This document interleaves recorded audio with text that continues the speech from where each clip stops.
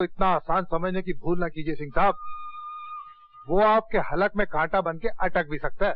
अरे छोड़िए श्रीमान, मेरा हलक इतना पॉलिटिकल नहीं, कांटों का इलाज मैं भी जानता हूँ। आओ बेटी आओ, मैं कब से तुम्हारी राह देख रहा था। कहाँ चली गई थी तुम? एक्सक्यूज मी अंकल, मगर पहले मुझे पापा से ये पूछ लेने दीजिए कि मेरी मम्मी कहाँ चली गई। तुम्हारी मम्मी?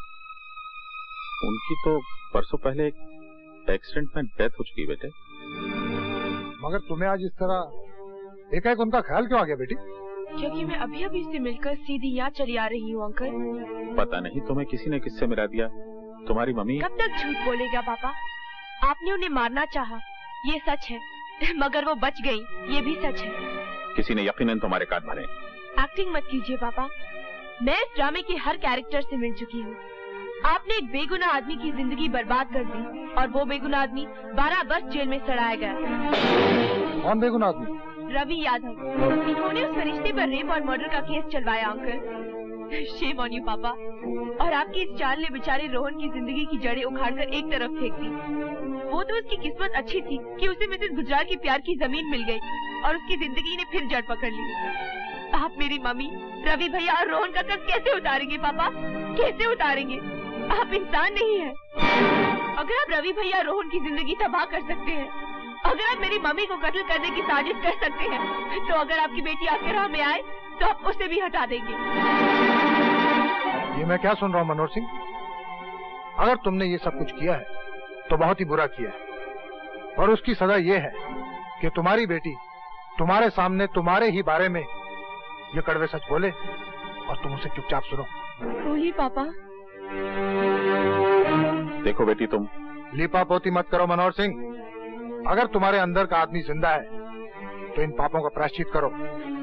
फोन उठाकर वासु का नंबर लगाओ और उसी से अपना कन्फेशन लिखाओ। तुम फोन करके वासु को बुलाओ बेटी। क्या पापा कन्फेस करेंगे अंकल? करेंगे कैसे नहीं? कहते क्यों नहीं पायल से कि फोन करके वासु को बुलाए? बुला लो बेटी।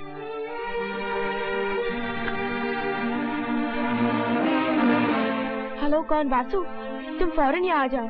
पापा तुमसे अपना कन्फेशन लिखवाना चाहते हैं।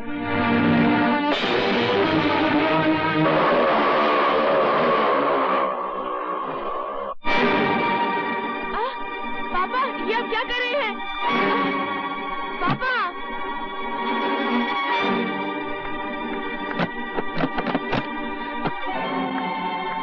पापा दरवाजा खोलो, खोलो दरवाजा।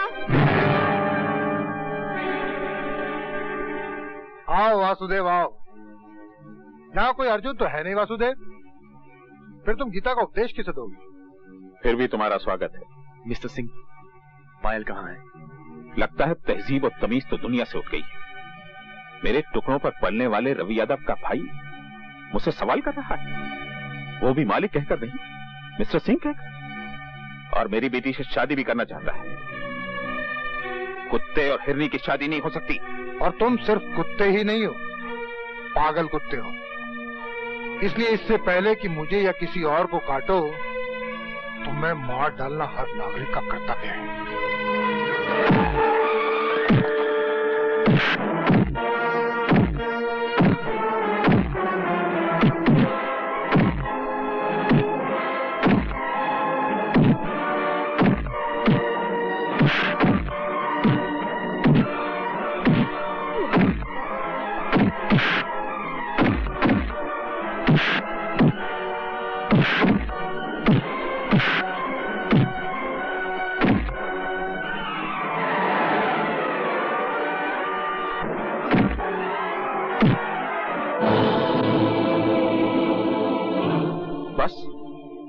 की हवा निकल गई, लेकिन मैं सिर्फ तेरी जान लेना नहीं चाहता। मैं ये चाहता हूं कि तू तड़प तड़प कर मरे। गुजरने वाला हर पल तुझसे कहे कि यमदूत तेरे पीछे पीछे आ रहे हैं। एक कलंदर से सुनी हुई एक कविता याद आ गई। सब ठाट पड़ा रह जाएगा जब लाज चलेगा बंजारा। मैं तो चाहता हूं कि तुम पल पल करके मरो, जैसे गागर से बूंद बूंद पानी टपकता है और फिर गागर खाली हो जाती है। हाँ तो बताओ सिंह साहब, तुम्हें पहली गोली कहां मारे? टकना ठीक रहेगा?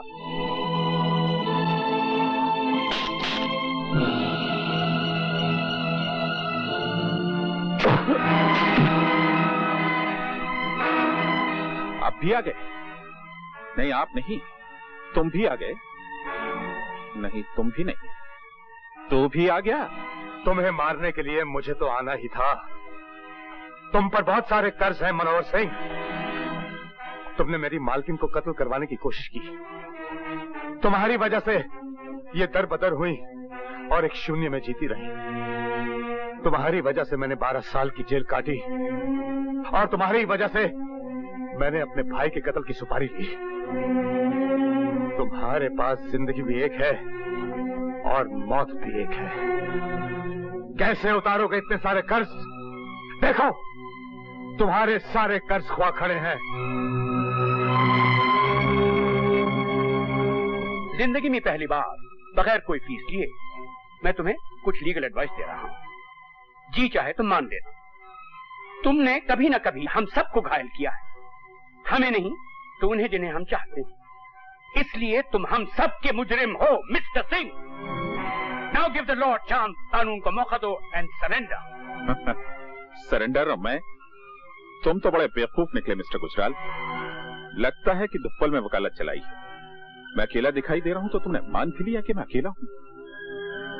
मेरे पास सिर्फ ये 2 ही हाथ नहीं है मिस्टर गुजराल, मेरे पास सैकड़ों हाथ है। मैं खुद कानून और ये तुम सबकी सजा मौत की खड़ी है।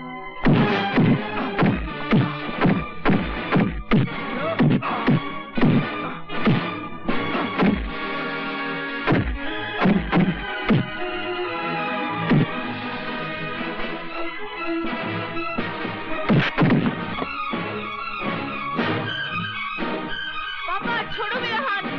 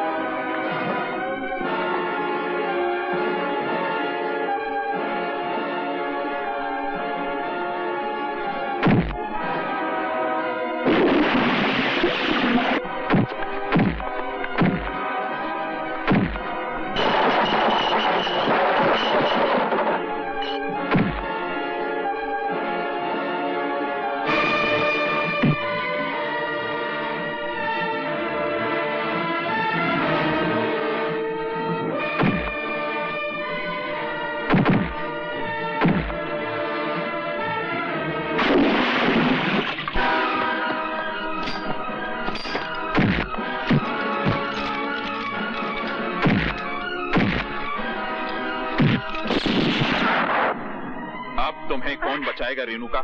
मालकिन को मैं बचाऊंगा मनोहर सिंह।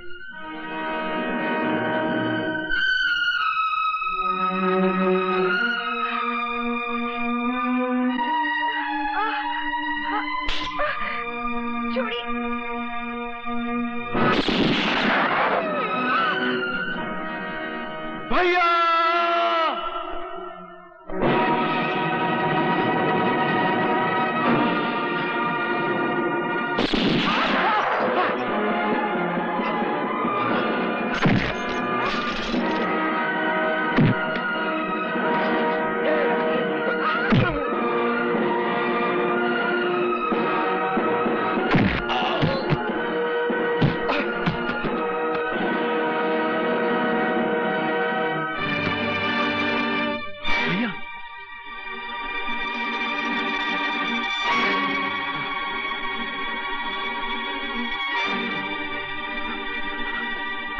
मुझे कौन बचाएगा? हाँ, नहीं मालकिन नहीं, गोली मत चलाइए। इसकी सिफारिश मत करो तुम। ये घायल सांप है, पलट कर हमला करेगा। इसका मर जाना ठीक है। मालकिन ये तो आपके पति हैं। तभी तो मैं इसे अपने हाथों से मारना चाहती हूँ। इसकी विधवा कहलाने से भी मेरा अपमान ही होगा, मगर वो अपमान इसकी पत्नी कहलाने से बहुत छोटा होगा। जरा सोचो तो, ये वो है जिसने अग्नि को साक्षी मानकर मेरे मान सम्मान और मेरे जीवन की रक्षा करने की शपथ ली थी। मगर वो तो सब ठीक है मालकिन, लेकिन आप तो नारी हैं और नारी पृथ्वी होती है मालकिन, जीवन के अंकुर की रक्षा करने वाली, जीवन के अंकुर को पालने वाली, जिनाने वाली। अगर नारी जीवन की रक्षा करना छोड़ दे मालकिन, तो मानव जाति का कोई भी भविष्य नहीं रह जाएगा। इस आदमी को जिंदा रहने दीजिए मालकिन। इसका दंड यही होगा कि ये जिए, जीवन का पल पल मौत से भी ज्यादा जहरीला हो, ज्यादा कड़वा हो। ये तो मिलन की घड़ी है मालकिन। इस क्षण के माथे पर इसके मैले खून का तिलक मत लगाइए, मत लगाइए मालकिन। रवि, हथकड़ी लगाओ। चलो। रवि, मैं डॉक्टर को बुला रहा हूँ। नहीं नहीं वकील साहब, मेरा डॉक्टर मेरे पास है। रोहन मेरा डॉक्टर है और पायल मेरी दवा। तुम दोनों एक साथ कितने अच्छे लगते हो। विद्या, गुजराल साहब के पास यशोदा मैया है, मालकिन के पास उनकी यादें, लेकिन तुम अकेली रह गई हो। जिंदगी की उलझन में मैं तुम्हें यह बता ही नहीं पाया कि मेरी आत्मा सिंदूर लिए तुम्हारी मांग ढूंढ रही है। मैं तुम्हें वचन देता हूं, तुम्हारी मांग भरने के लिए मैं फिर जन्म लूंगा। मुझे छोड़ के मत जाओ भैया। रोहन, मैं तुम्हें छोड़ के नहीं जा रहा हूं। तू तो मेरी जान है। मैं रोज सूरज के साथ ये देखने के लिए आऊंगा कि तू कैसा है। मैं चांद के साथ रोज तेरे कमरे में झांकने के लिए आऊंगा कि तू ठीक से सोया है या नहीं। मैं तो सिर्फ विधाता का शुक्रिया अदा करने जा रहा हूं। मैं फिर लौट के आऊंगा पायल की गोद में मालकिन का दुलार पाने के लिए, यशोदा मैया का आशीर्वाद लेने के लिए। रो मत रोहन, तुम मुस्कुराते हुए बहुत अच्छा लगता है।